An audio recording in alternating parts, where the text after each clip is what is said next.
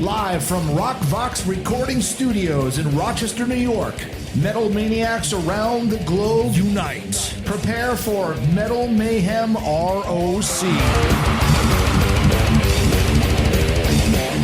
Now, welcome our hosts, John, the Vernomatic Verno, and Metal Forever Mark. Hello and welcome to the third and final installment of the Ron Stein story, the Lakeshore Record Exchange, the Metal Years. I'm your host, John, the Vernomatic Verno, and tonight, from his home in Port St. Lucie, Florida, Ron will be joining us to complete the story. But first, let's recap episode 2. We picked it up in fall of 1980. The Lakeshore Record Exchange made its debut down on Lake Avenue in Charlotte in Rochester, New York.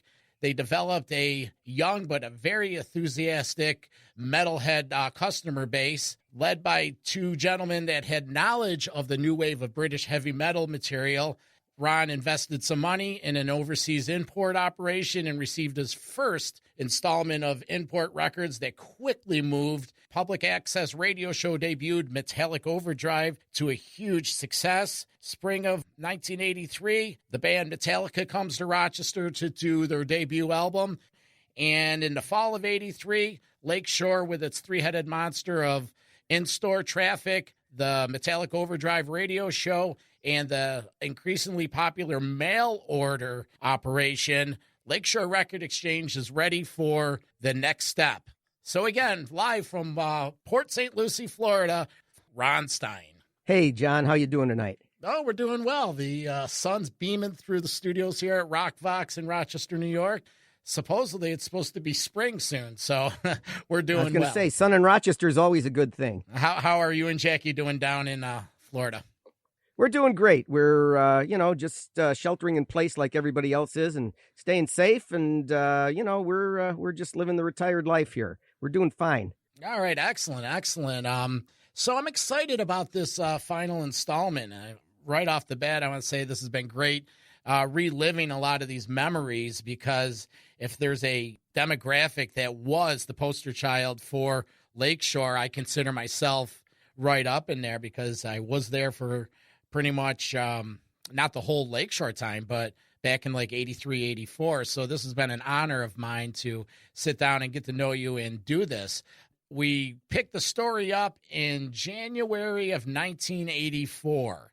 It looks like Ron and Jackie and the Lakeshore Record Exchange has moved into the Buffalo market. Let's take a listen to a commercial that was running on one of their major stations. Headbangers, that could be you unless you go now to the Lakeshore Record Exchange, the only store in Western New York specializing in the new wave of heavy metal. We'll send wild dogs after you unless you get down to the Lakeshore Record Exchange and check out the huge selection of domestic, imported, and selectable heavy metal albums, plus European progressive electronic new wave.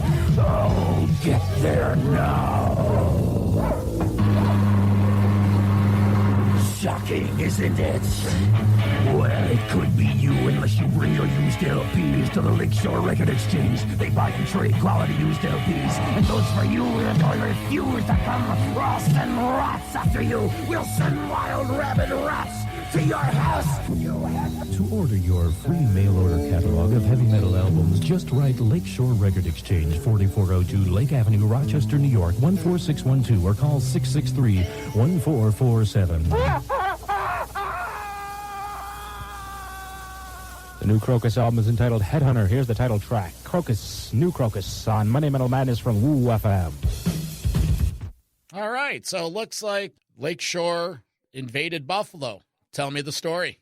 Well, that spot that you just played was really, really very importantly instrumental in the growth of the store, because it was broadcast not only to Rochester, but into the city of Buffalo as well. The station was in Wethersfield, New York, which was sort of southeast of Buffalo, and it was about equidistant from Rochester and from Buffalo. That got us into the Buffalo market. that ad, the way Woo Woo did that, I mean, that's just a total masterpiece of radio advertising. It really cemented the image of Lakeshore as a wild heavy metal store into whoever heard that ad's brain.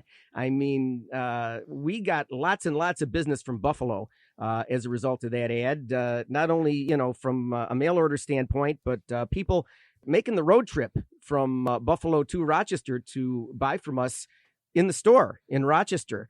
And the thing that we kept hearing over and over again was we really needed to open up in Buffalo because there was nobody in Buffalo selling the kind of stuff that we were in the volume that we were selling it. There was one other store there that had maybe 1/10 of the selection that we did, but their prices were higher and they didn't have anywhere near the selection. They said if we were to move to Buffalo, we'd do really, really well. And I was at a point personally where I still was working during the day. Jackie was running the store, and I cannot overemphasize how much of a help Jackie was through the whole history of Lakeshore. Her running the store and supporting me was invaluable. But anyway, she was still running the store during the day, and I was coming in the evening and on the weekend at that point. The job that I had then was as a data processing manager, and basically it was a dead-end job. The way it was, they weren't going to put anything new on the computer where I was working. And I was basically the world's highest paid key punch operator. And I was going nowhere there. The store, Lakeshore, was at a point where just the Rochester store was something that I could have lived on if I'd have needed to.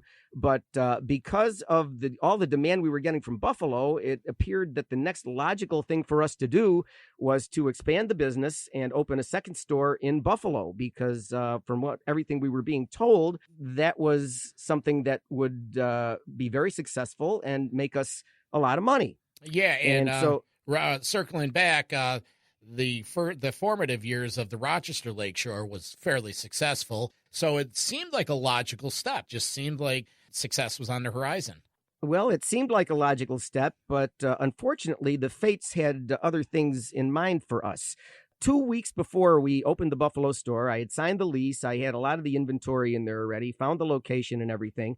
2 weeks before we opened the Buffalo store, the representative from Woo Woo Radio came in the store and said, "Ron, I'm sorry to have to tell you this, but the station is changing format and we're going to have to cancel your advertising." And so that left us high and dry, opening up in Buffalo without any real means to effectively promote the business. So just that one thing that happened there right at the critical time at the beginning was sort of an omen as to how the rest of the business was going to go.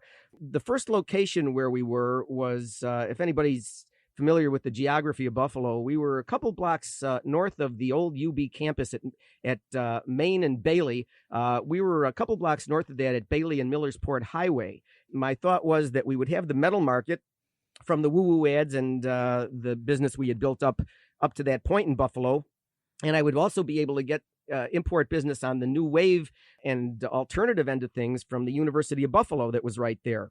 Also turned out, I found out later, that UB had a record cooperative right on campus in their Amherst campus. So people who would have bought the new wave stuff didn't have to go off campus to buy it. They were able to get it right from the record cooperative that was at UB. So the Buffalo store right from the outset really did not do what we were hoping and expected it to do. I think the best month we had the first year in the Buffalo store was September of 1984, when the kids came back to school at UB. That was a halfway decent month, but then it just went downhill from there the rest of the school year. And so we said, well, you know, this location is just not working out. We got to try something. So we moved the store downtown to a location closer to the Buffalo State campus at Elmwood and Allen Street, down closer to downtown Buffalo. Things weren't really much better down there. We did a little advertising. The 97 Rock radio station in Buffalo had a metal show for a while, one night a week, and we had ads on there, and that didn't last very long. They took that off, and we were high and dry again. We tried to advertise on the Buffalo State College student station. they wouldn't let us on there. They had an exclusive arrangement with the other shop in Buffalo that's the one that had the 1/10 of the inventory that we had. And even though it was a state school and I was paying taxes to support that school, I couldn't get on there. So basically, for the whole 2 years that we were in Buffalo, we really did not have a means of promoting the store properly. And that really showed up in the way it performed. It really just did not perform in a way where we could call it a success or even call it a break-even proposition. We were really losing a lot of money trying to be in Buffalo. The only notable thing that happened in the Buffalo store was in March of 1985, down there when we had moved down to Elmwood and Allen. We got a call from Important Records saying that Venom was going to be coming through Buffalo in March on their first American tour. And did we want to have an in-store down there in the Buffalo store? And I said, do we want to have an in-store with Venom? What a question, you know? So the day of the Venom show came around. We heard that there was going to be a problem with the Venom show, not our in-store, but the actual show. The guitar player for Venom, Mantis, apparently had gotten sick and gotten replaced on the tour by another guitar player from the British band Rage. The guy who was the replacement guitar player did not have a green card to work in the United States. So when Venom came over the border, I guess their previous gig had been in Toronto or someplace in Canada. They came over the border and they were told by immigration, you guys aren't playing because your guitar player doesn't have a green card. So it turned out that the only place Venom appeared in Buffalo that trip through was in our store, at the in-store. And that was really a very, very crazy day. It was barely controlled chaos in that store. When Venom came in, the crowd surged forward and broke the front counter. The guys who I had helping me with security had to hold the counter up for the duration of the in-store. Kronos got close to the telephone at the front counter. And when people were calling up to ask what was going on there, Kronos was answering the phone.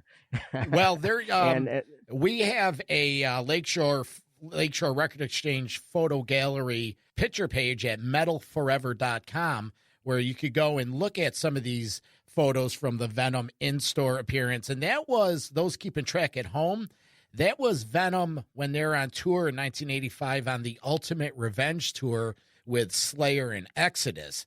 That tour ended up hitting New York City, and they filmed the video Ultimate Revenge from Studio 54. I think that was one of the last events at Studio 54. Well, actually, that Buffalo show, I think also there's a picture of the poster that promoted that show in the image file that you're talking about. Mm-hmm. And if you look at that poster, you'll see that Slayer was actually the opening band. I mean, that's where we were in 1985. And the other band on the bill was Oz. The German band Oz was going to be on that show. So it was going to be Slayer, Oz, and Venom to headline in Buffalo. That's what it was going to be. Yeah, Metal Mayhem ROC correspondent Bill the Rager, he went to the Buffalo show to see that show and was notified an hour or two before the show that there wasn't going to be a show. Any other memories from that besides Cronus talking on the phone? Were the guys cool? How was the crowd there? Was it a big crowd? Were you jamming? It was a big crowd. It was definitely a big crowd. It was a small shop there, and the shop was pretty much full of people. I would say easily 100 plus people were in there that day.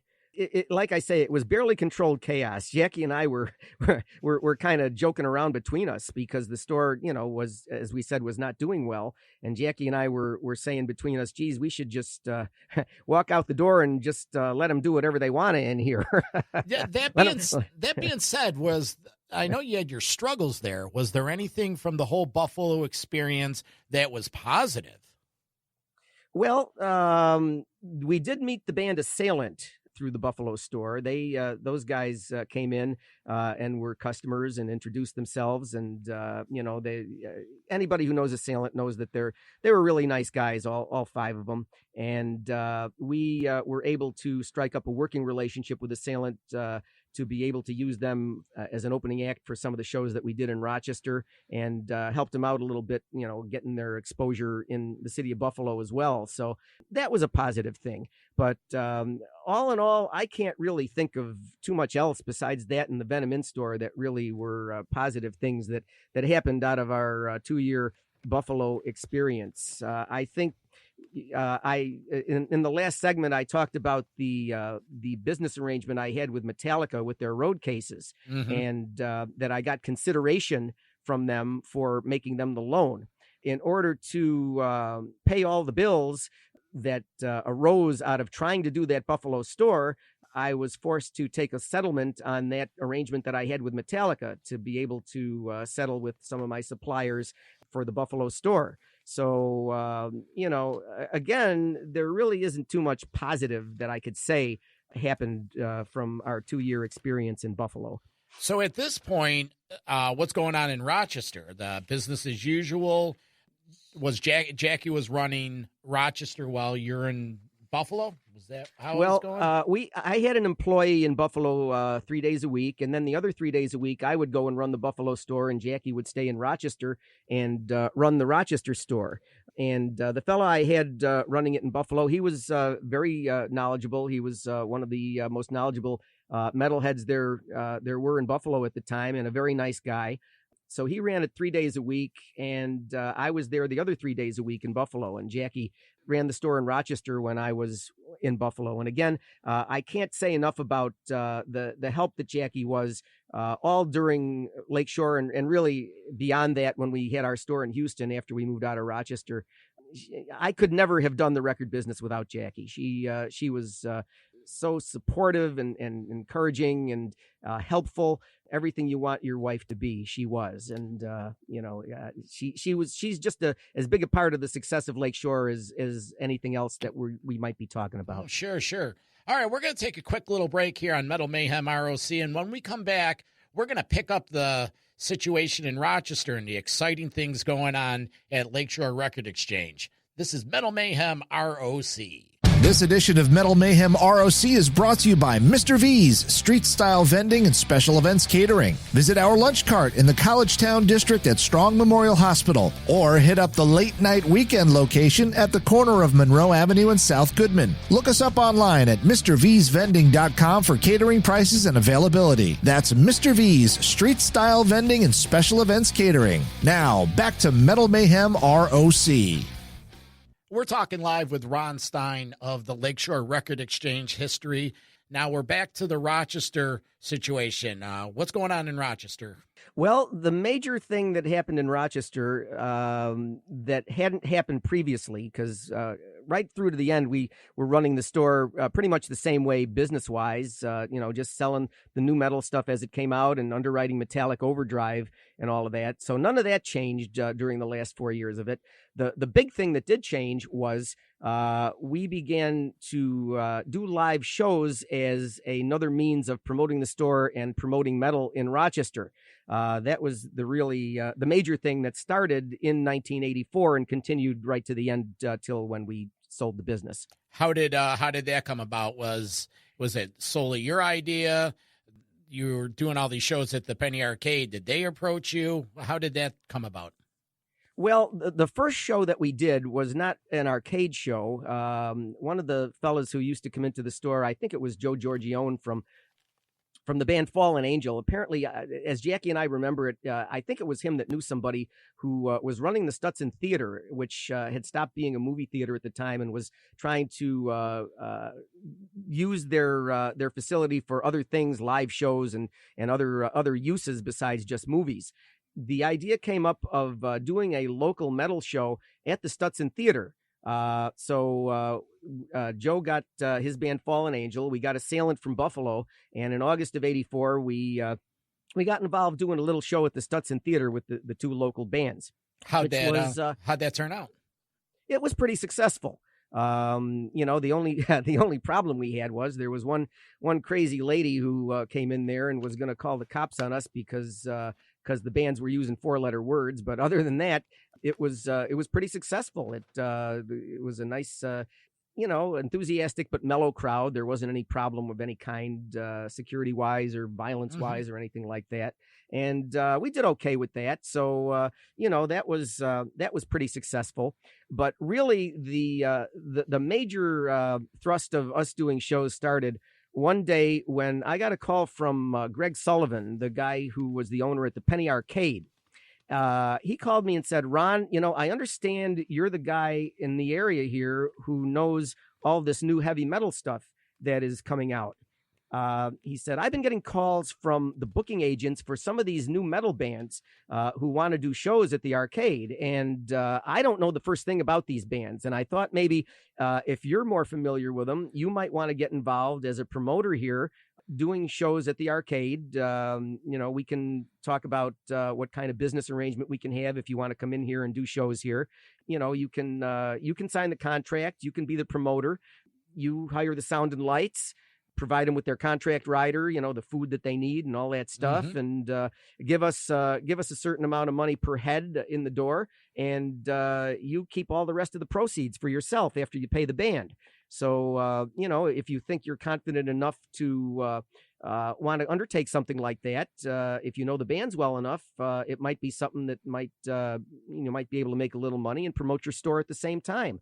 So I said, yeah, Greg, you're right. Let me talk to Jackie about that, and we'll see what we're going to do. So Jackie and I talked it over, and it was really a situation that was very similar to when we first started to bring in the imports direct from England.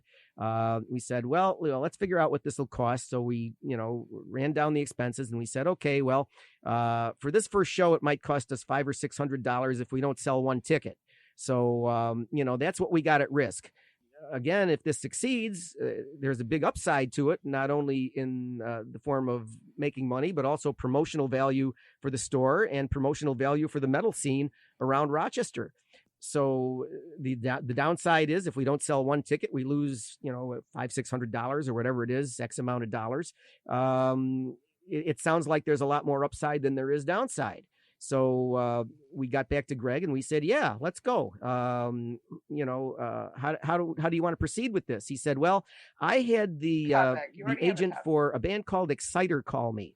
He said, are you familiar with them? I said, yes, I'm very familiar with them. We've sold a lot of their albums.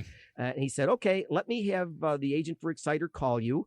And, you can set up the business arrangement with him, sign the contract and everything, and then get with me and we'll talk about the physical logistics of this. Exciter is a heavy metal trio from Canada. They had, at the time, their debut, Heavy Metal Maniac, and then they came to town for the Violence and Force album. And correct. I happened to, Ron provided us with an archive piece. What's this clip we're going to listen to? Is this a Rochester-produced commercial for the show? I think this is an ad that ran on Buffalo radio, the one that you're going to play. Maybe, I don't know if we still, because it was 84. So I think we still were doing ads on 97 Rock Metal Shop that they had there. I think that's where this ran. All right, well, let's take a listen to this. And remember, it's 30-something years old, so Ron did dig it out of the vault. Here you go, Exciter commercial, 1984. Okay, metal mongers, are you ready to help Lakeshore Record Exchange celebrate its 4th anniversary? Well, you're all invited to the Penny Arcade, 4785 Lake Avenue in Rochester on Sunday, November 4th, as Lakeshore Record Exchange proudly presents Megaforce recording artist Exciter. Sunday afternoon, November 4th, starting at 2:30, it's a massive, metallic Mayhem matinee. Opening for Exciter is Buffalo's own assailant. There will be no Buffalo or Syracuse show. This is Exciter's only upstate New York appearance. All ages are welcome as no alcohol will be served. Tickets are $7 in advance and are on sale now at the Lakeshore Record Exchange, Billy Avenue in Buffalo, right near UB. And at Lakeshore Records in Rochester or at the Penny Arcade. Tickets will be $8 day of the show. Plan now to celebrate with Exciter and Assailant at the Penny Arcade in Rochester. I was at that show, and that show was fantastic. Tell us about the logistics on that. How did it turn out, and how was the band? Did you have a chance to hang out with them? No, well, we did, I think, do them as an in-store. I don't think there's pictures of that, but we did have them for an in-store. Jackie and I had no idea what to expect when we left for the store that day, and we pulled up to the store, and we were shocked out of our shoes to see a line of kids waiting outside the store with Exciter banners and holding album covers, just waiting for us to open up so that they could get in and meet Exciter. So we said, yeah, I think this is going to work. Right then and there, we said, yeah, I think we're going to do okay with this. Yeah, that was it was early November 1984, and little Vernomatic flashback tidbit. Back in those days, it was general admission show, obviously, and that was the first exposure to the fake dry ice smell that I will never forget. And that arcade was packed, and they just hit the stage, and it was smoke everywhere, loud as hell, leather, sweat. It was addicting. And so the Exciter show happens. Now what happens? They just keep. You're like, oh, we're onto something here, Jackie. So yeah, we did pretty well with that show. We did better with that show than we thought we were gonna. I think we got a little over 300 people for that show, and so we said, yeah. I think we're going to do some more of this. So, Greg, bring it on. Have these guys call me. So I think over the course of the next 4 years, we did something like between 20 and 30 shows. It really, looking back on that, when you're doing these things in real time, you don't ever recognize the significance a lot of times of the things that you're doing. But looking back on it from the perspective of 30 some odd years ago, it's incredible. I mean, we were the first with the shows that we did to bring a lot of the bands to Rochester who today are considered to be, on top of the heavy metal heap, bands that 30, 35 years later still have a massive worldwide following. Who'd you bring to town? Well, I got a list here. We did King Diamond twice. We did Slayer. That was the number one show that we did was Slayer and Overkill. That show sold out, and we had people outside who couldn't get in. We did King Diamond twice. We did Sabotage twice. Manowar twice. Megadeth opening for King Diamond. Fate's Warning, Hallows Eve. We did a show with Creator and Voivod on the same bill. Metal Church twice. Once with Anthrax. We did Celtic Frost. I couldn't believe when they offered me Celtic Frost. I said, oh my God, how are they even in this country? You wouldn't think that they'd even be over here, but they were. Exodus, Destructor from Cleveland, and Shock Paris from Cleveland. We did Testament. We did Trouble, Sword, Avenger, the new wave of British heavy metal band when they came over. We did Malice. And I think the last one we did before we left was Warlock, Doro Pesh. And that was just a great show, not successfully money-wise, but aesthetically. She's such a great girl and such a great singer. And, she's another one. She's still going now, and she has such a big following. We also got into doing a little bit of punk stuff, too. We did shows with MOD, Billy Milano, Agnostic Front, the Crumbsuckers. Crumbsuckers, I think when they came, they had like a 13-year-old guitar player with them.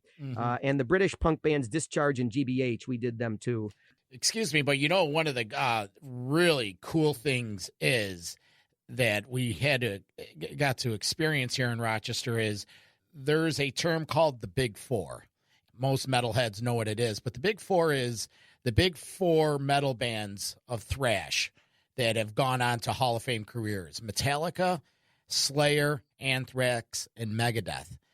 Ron and Jackie brought 3 of the 4 to Rochester in Slayer, Anthrax, and Megadeth, and had a direct support tie with Metallica when Metallica was here. So that's the kind of connection that Ron established in Rochester, New York in the early 80s and mid 80s that is really the root and the fabric of what we're trying to tell people about this story, that it was a unique situation. We are lucky to be here at this time. And as we continue telling the story, it just gets better. But you mentioned that you brought a band, Malice, to town. I have a clip from Metallic Overdrive show where they're talking about Malice. Let me play this real quick. On Sunday, January 5th, the Lakeshore Record Exchange presents Atlantic recording artist Malice at the Penny Arcade for 2 shows. The first show will be at 2 o'clock. That'll be at 5 o'clock. That'll be an all-ages show. And the next show will be at 10 o'clock. That's for 21 over, for all the alcoholic people like me. Tickets will be $4 in advance, $5 a day of the show. Malice will be at the Lakeshore Record Exchange at 3 o'clock for an in-store appearance to sign records and whatever else you want. Well, so Malice came in for an in-store. Any memories of that afternoon? No, I remember them being pretty nice guys. We didn't have too much trouble at all with hardly any of the bands. There's one story I'll tell you when we get to that point in what we're going to do here. But for the most part, all of these bands, despite maybe some of the rough, violent image that some of them may have, they were all very nice, personable, professional guys, very friendly. We didn't have any trouble doing in stores with any of them, even the ones that you would think might be a little bit of a problem. They were all just nice as they could be and very professional, and we had no trouble at all. That's cool. We're talking with Ron Stein from Lakeshore Record Exchange, and we're going to segue into a segment on Metal Mayhem ROC that we call Mount Rushmore. Now, the theme of this is Mount Rushmore, top 4 of any subject. So tonight, I asked Ron to put together his top Mount Rushmore 4 best concerts that he was able to put together at the arcade. And after this little tease, this little promo, we're going to get Ron's answers. Many have tried, most have failed, only a few survived. This is the Mount Rushmore of Metal.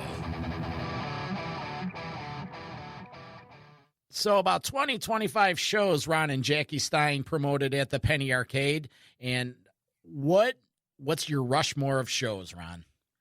Well, number 1 has to be Slayer with Overkill to open. That one stands over and above the rest of them because that one sold out.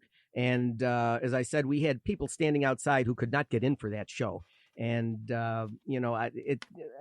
looking back on that, Slayer has been, one of you call them the top 4. They've been one of the top 4 ever since that show, over 35 years ago. So, as I say, you never really understand the significance of what you're doing a lot of times when you're doing it. It's only in retrospect when you look at, how things, developed and evolved after you did it, that you can look at it and say, wow, we really did something there, and even on Facebook, I've had probably 100 at least of my old Lakeshore customers find me on Facebook one by one. And they all say the same thing. They all say, Ron, we have to thank you and Jackie for everything you did for us during our teen years. You brought us these bands, and we saw them in their infancy. All the records that we bought from you. Saturday night and Friday night, Metallic Overdrive was a weekly ritual for us. It influenced our taste in music. We have such great memories of our teen years because of all the things that you guys did. And, you just don't realize that stuff when it's happening, but you look back on it and say, wow, we did something that it almost seems like it's legendary in the Rochester community now, the metal community. And, we didn't think we were doing anything like that. We were just, all the things we did with the store and the shows, we were flying by the seat of our pants, just, thinking, okay, well, what seems to be the next right thing to do? Okay, we're being offered this band, we're selling their records, let's do them, so, that's how great shit happens, Ron. That's how great shit happens. I guess so. But as far as number 1, that would be Slayer and Overkill. Number 2 would be King Diamond with Megadeth to open. And again, that's a reflection of the status of both of those bands now. I mean, you think of a King Diamond and Megadeth bill, you think of a bill today that's going to fill an arena, not something that you would go to the Penny Arcade and see, but anybody who came to that got to see these bands, both of those bands, their first time around the United States in the infancy of their popularity that has lasted over 30 years. So, well, as the metal connoisseur here, that was the King Diamond first solo tour after he left Merciful Fate, Fatal Portrait, and Megadeth's Killing Is My Business and Business Is Good tour. And that was 1986. I think it was like July 21st, something like that. And again, you could visit the metalforever.com Lakeshore Record Exchange photo page and see a lot of these rock and roll memorabilia that Ron provided to us. So we got Slayer and Overkill as number 1, King Diamond and Megadeth. What do you got for 3? Number 3 would be King Diamond again with Overkill to open. That's a year later in 1987. Okay, the Them tour. Yep. And number 4 would be Anthrax and Metal Church. Jackie and I talked about it. We said that one's got to be number 4 again because it got a real big turnout. And I think that was probably the first time Anthrax was in Rochester. It was the second time for Metal Church. We had done them once previously to that show, but it was the first time for Anthrax in Rochester. Johnny Z came to that show. I was taking tickets at the front door, and he came in and he said, "Hey, I know you." He better know you. He came up, I guess he was, I don't know if he was managing Anthrax at the time or whether he just came up with them, but he came up for that. So I got a bunch of stories here from, the last years of Lakeshore, basically some anecdotes that happened, connection with our shows and connection with running the store that I just want to interject here before we go any farther, just to give you an idea of some of the stuff that went on the last 4 years. Now, I mentioned when we did in stores, most of the bands were very professional and easy to get along with. There was one that was a little bit of a problem. That was Exodus. And they came in and they came in on a Saturday evening. And when they came in, their manager came up to me and said, "Ron, I've been having a lot of trouble with these guys going around the country because they seem to be a little bit unprofessional and they need to do a little bit of growing up." The guy who was their road manager, had been the road manager for Jefferson Starship and a bunch of other big name bands, and he wasn't used to this kind of stuff. So he kind of warned me, so he was right. We went out for pizza. We took them to I think Captain Cook's, which is it was on the corner of Ridge and Dewey. I think that's what the name of the place was, but we brought them in there. We sat them down. They immediately started to have food fights with the bread. They must have ordered 10 or 15 pitchers of beer between them, throwing stuff around. After we left, they had to make a stop at a convenience store. They bought a couple more cases of beer. The next stop after that was going up to the WGMC studio to have them interviewed on Metallic Overdrive. So they sit down in the studio. Their manager tells them, "Look, this station's run by a school district. They can lose their license if you guys do anything, 4-letter words or anything like that. Be professional." They said, "Yeah, okay." So Warhead comes on and says, "Hey, we got Exodus in the studio tonight. How are you guys doing?" And the first thing, "Effing great," and oh man, So that was that was not a fun night, but that's rock and roll, I guess. Well, any other? Well, you brought a lot of these bands in. You mentioned something about Paul Di'Anno's Battle Zone. Paul Di'Anno, the original singer of Iron Maiden. You had booked him to come to do a show, and what happened there? Something happened? Yes, that was a real close shave for us, boy. You would have thought that Paul Di'Anno, being the first singer for Iron Maiden on their first 2 albums, would be a big name that everybody who was into metal at the time would want to see. You would think that. And everybody who booked that tour, me included, all the places who booked him all across the country, also thought that. Except that's not the way it worked. We booked Paul Di'Anno, and it was an expensive show. it was, I don't know how much it was, but it was well into four figures, the total expense for that show. And we ended up selling, by the day of the show, we sold about 20 tickets. And it just surprised the heck out of me. And after talking to the agent, he said, yeah, that's what's been happening all across the country with this show. Apparently, people don't know who he is. And I found that hard to believe, but I was seeing the result of it. And we were going to take a real financial bath on that show. So as luck would have it, the day of the show, it was a 6 o'clock all ages show at the Penny Arcade. The band came, they did the in-store with us, and we went over to the Penny Arcade. Their road manager was there, but their gear was not there. They were coming from someplace in the southern tier, I think, wherever they had their last show. And apparently what happened was the guy driving the truck with their gear got lost. And it was getting to be 4 o'clock, 4:30, 5 o'clock. They should have been, set up and doing their sound check already. And no, they weren't there, nowhere to be seen. Their manager couldn't get them on the phone, didn't know where they were. So we said, look, we can't, do this much later because Greg needs to have the show over with at the arcade here so he can get his regular, drinking crowd in tonight. So yeah, we can't, sure. We can't do this if it's going to be much later.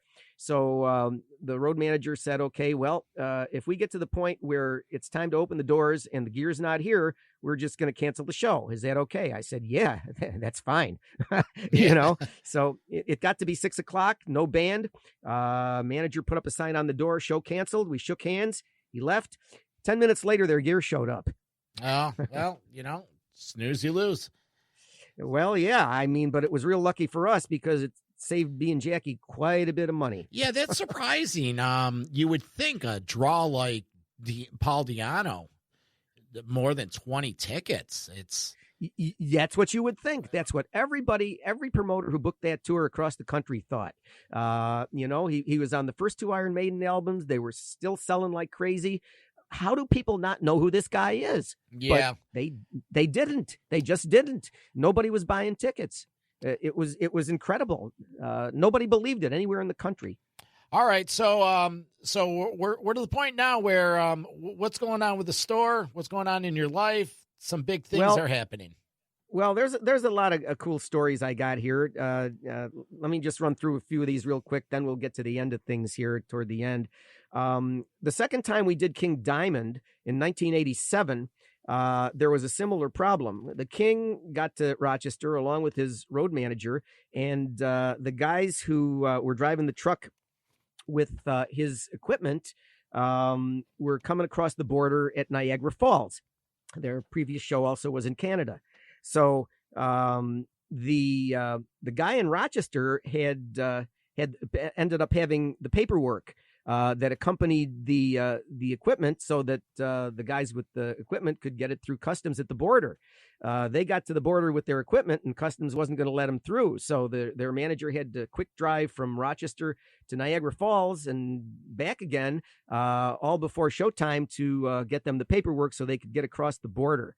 So that was quite the time too. And there's just other, it's rock and roll. It's rock and roll. Right, exactly. There's a lot of anecdote type things. There was the day the Witchfinder General album Friends of Hell came into the store first time. That was one everybody was waiting for because their first album, Death Penalty, was real popular. And so what we used to do when a new album came into the store, we would take 10 or 20 copies of it and lean them up on the counter. So when people came in looking for it, it would be right there. Yeah.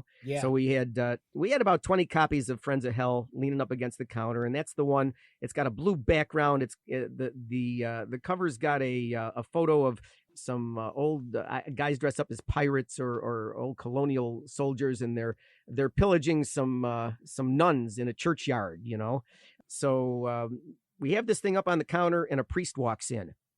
Well, what the hell's a priest doing in a heavy metal record store? Well, that was a good question. So it was too late. Jackie and I couldn't hide the albums before he got to the counter and saw them. So he just kind of smiled and shook his head. He stepped into your world. It's not like you're walking into church with that stuff. There's other kind of cool things that happened. You know, Tom G. Warrior from Celtic Frost. You would think a guy like that with the type of real doomy stuff that Celtic Frost did, that he would be a real, sort of into the occult and things like that.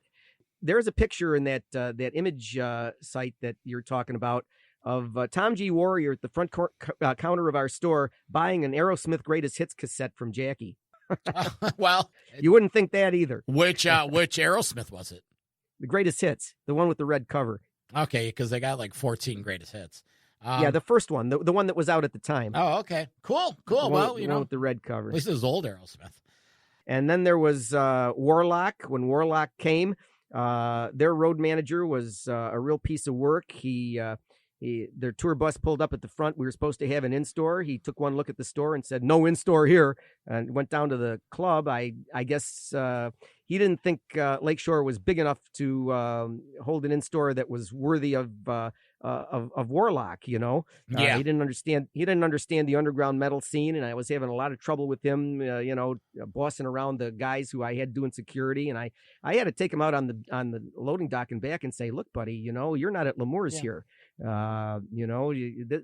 Everybody volunteers because they like everybody's into the metal scene here, and they do it for the love of the music. This is not L'Amour's. You're not going to have any trouble here, and as far as the in-store, my money's on the line. I ought to get an in-store here, So, we ended up setting them straight, and I finally did get in the bus to meet Doro. When I get in the bus to meet Doro, she says, "Why we not have an in-store?" I said, "Well, you have to ask your road manager that, Wow. But there was a lot of funny things. There was one of our customers from Syracuse got himself dressed up just like King Diamond for one of the in-stores, and he came into the store right just before King Diamond was scheduled to get there. There were people lined up all the way, snaking through the store and out the door, and he walks in, and people thought he was King Diamond. Big cheer went up when he walked in, and he goes, "Thank you, thank you."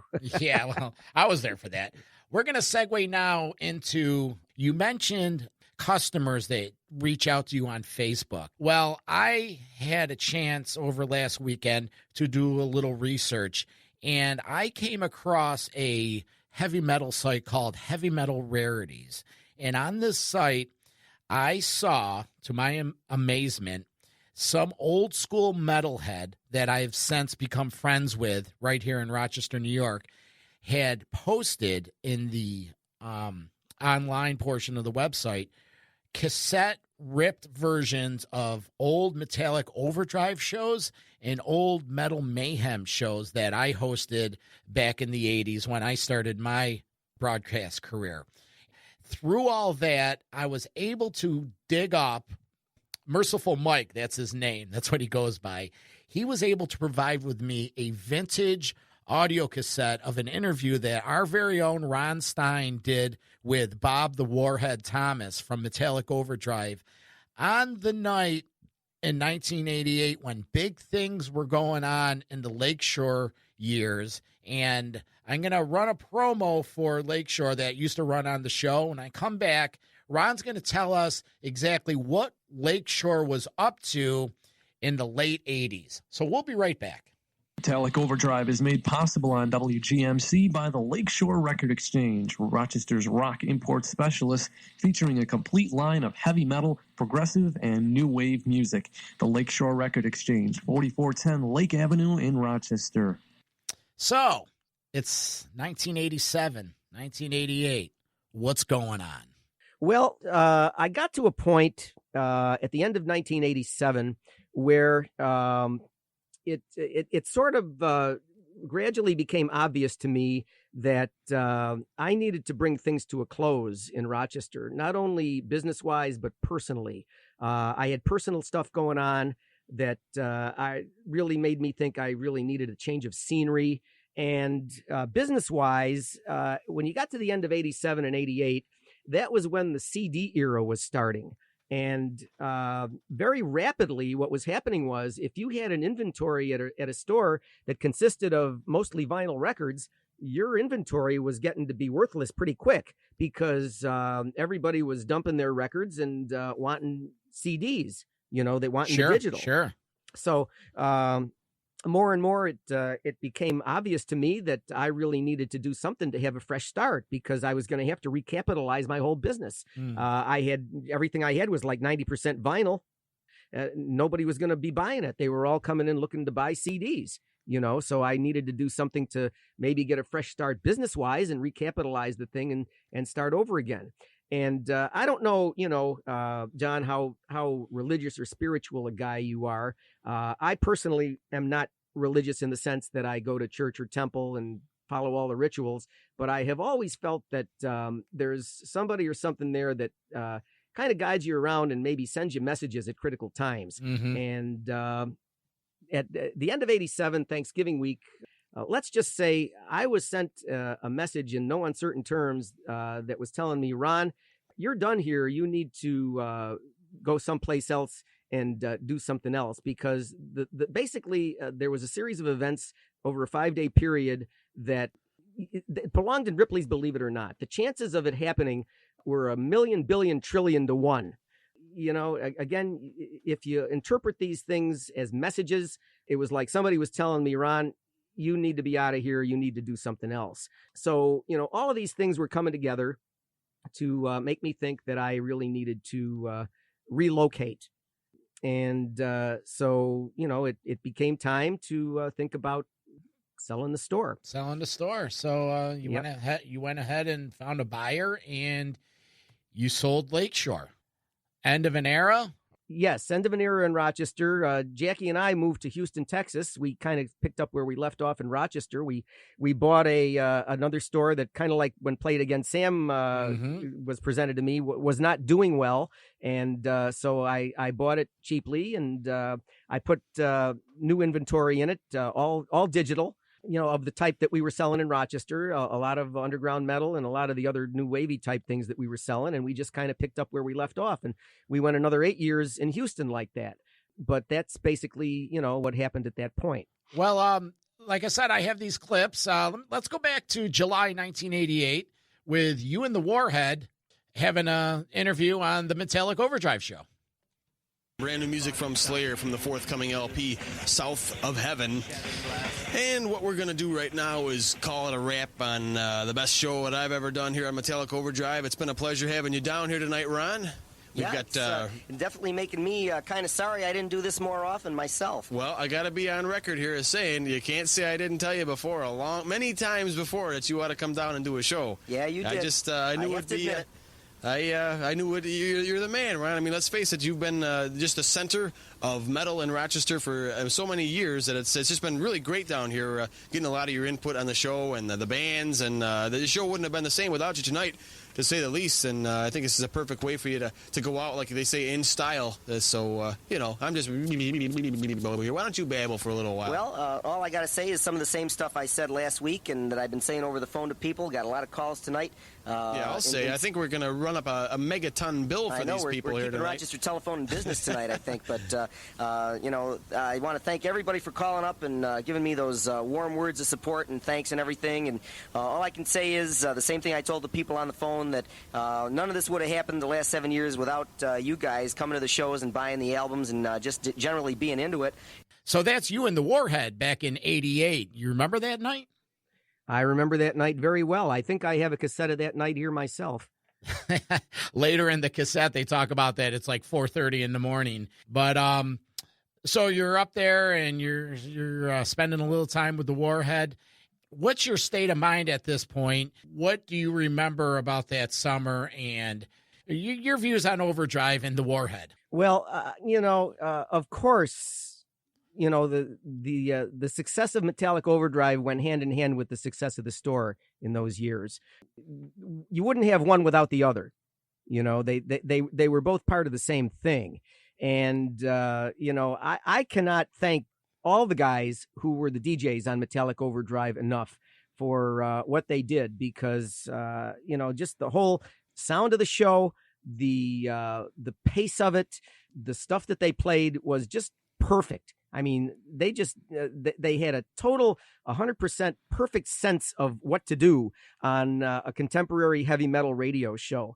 So, I got to, from the bottom of my heart, I got to thank Bob the Warhead and Gino the Metal General, Jim the Cranker, Tim the Executioner, and all the other guys who were the DJs on Metallic Overdrive for what they did, not only for my shop but for the metal scene in Rochester and for all the people who listen to it faithfully every week and 35 years later have such great memories of their teen years listening to that they think back on and reflect and think some of the best times of my life were doing that.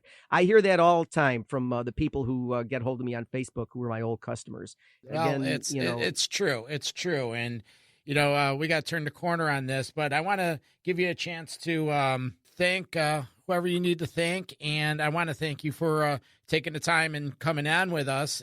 Wish you the best of luck, my friend. Well, thank you so much. And yeah, I do have some people to thank. First of all, once again, I want to thank my wife, Jackie, because none of this could have happened without her. Running the store, being supportive, being loving. During our time in the record business, we went through some really tough times sometimes, and she was always there, no matter what, with encouragement and support and helping me in any way she could. So thanks, Jack. I love you. I always will. I also want to thank you and Scott Fitzgerald and Mark, the fellow who runs the imaging hosting site, for giving me this platform to come on and not only talk about Metallic Overdrive and Lakeshore, but also my entire history in the record business in Rochester. Because, I was born in Rochester. I spent my first 38 years living there. What I did in the record business in Rochester, not only Lakeshore, but the earlier stuff, being one of the founders of Record Archive, the first 6 months it existed in the flea market. That's my legacy in Rochester, in the hometown where I grew up.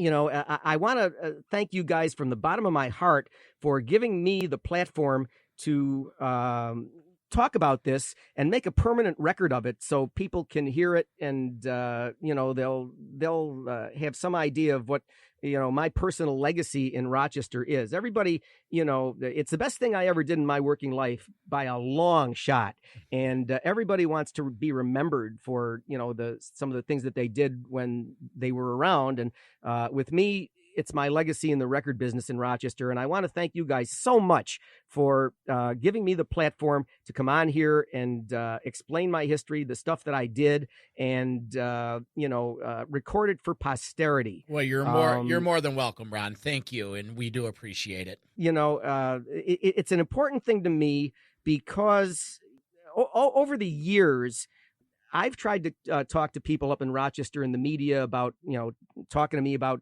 some of this stuff. It's basically been a brick wall up till now, till you guys got hold of me about this stuff. As far as my history with Record Archive, nobody knows about that except if you were there at the time in 1975 and 1976, because my partner there will never mention my involvement because of the disagreement that we had. So whenever he is written up for the history of Record Archive, I'm never mentioned there. As far as the rest of the media in Rochester, talking about any of the stuff that I did while I was there, I could never get a fair shake from any of the media in Rochester. The couple times that they did articles that included me when I was there in the 1980s, there was one article they did where they allowed my first partner to insult me in print.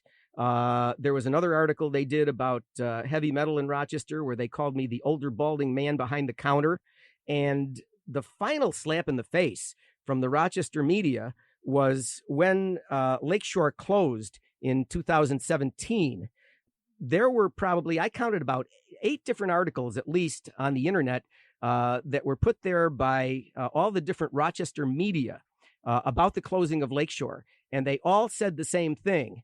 They all said it's closing after 29 years. And when they said 29 years in 2017, that completely ignores the 8 years that Jackie and I ran it and did all the stuff that we did with the heavy metal stuff. And to me, that stuff is probably a lot more historic and memorable than anything that happened with the store later. Not to say Andy didn't have a good run there, but I mean, as far as historic stuff, the stuff that we did with those shows has got to be at least as noteworthy as anything that happened afterwards. they completely ignored the 8 years that Jackie and I had it and doing all the things that we talked about in this whole series of podcasts that we're doing here. I had to spend the day that those articles came out, the day after Lakeshore closed, I spent the whole day on the phone and sending emails with all of the so-called journalists that wrote those articles. And I had to tell them, look, your article is wrong. It isn't 29 years, it's 37 years. And I know this because I'm the guy that started the business and ran it the first 8 years. So, you guys had better make some corrections here because your article is mistaken. So some of them fixed their articles online. To me, it's just that whole thing.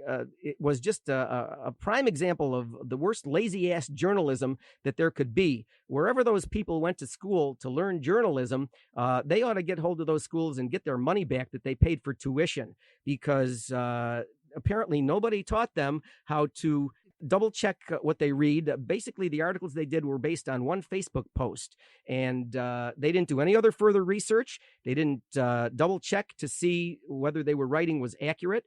All they would have had to do was look at the Lakeshore Record Exchange website, the history page, and they would have seen the entire history of it.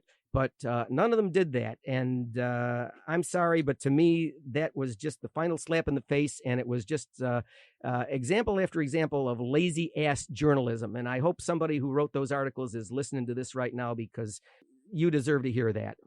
Okay, rant over. Thanks, John, for letting me vent my spleen here. Wow. It's the wisdom of Ron Stein, the Lakeshore Record Exchange, the metal years. Again, Ron, thank you for taking the time these last 4 or 5 weeks.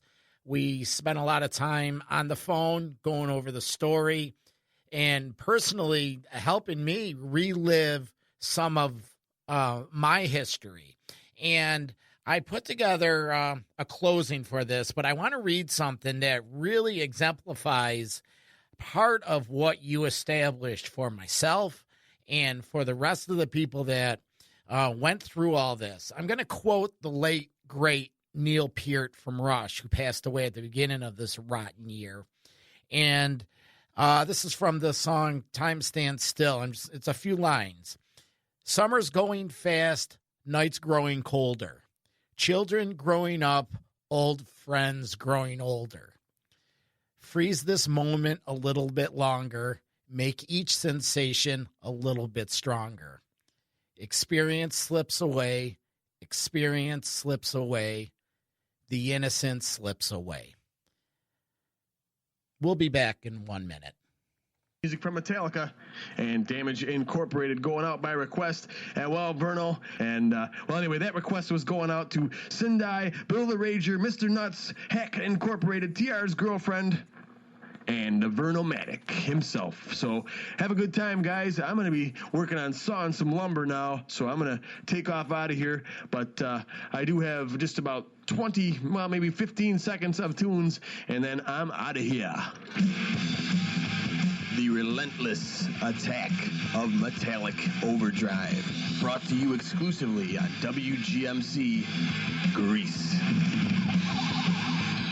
Take it light, but keep it heavy. And kill all fails, too.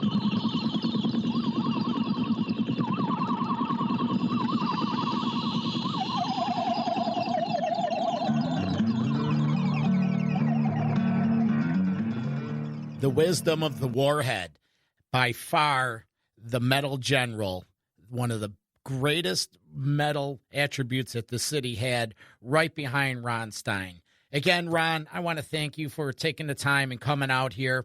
And one of the things you mentioned at the beginning of this whole presentation was the backlash that you received from import record distributors and other people in the retail industry, bad-mouthing heavy metal fans, bad-mouthing the way we supposedly live in our social hierarchy. You stood up for us.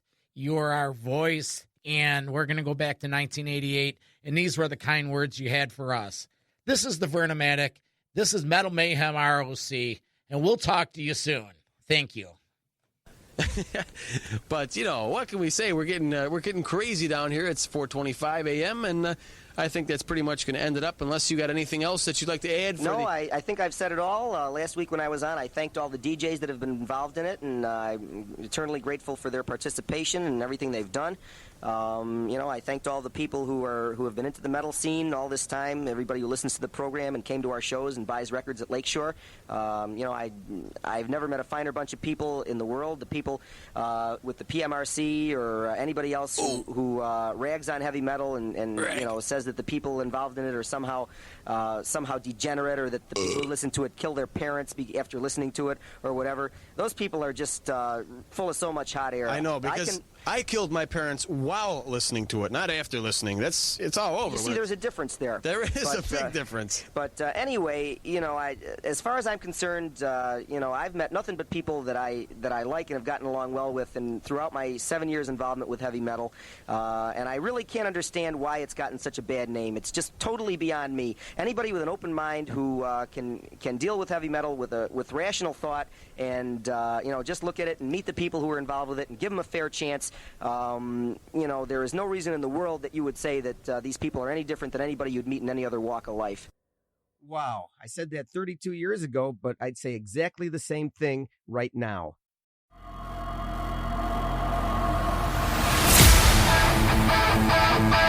Thank you for listening to Metal Mayhem ROC.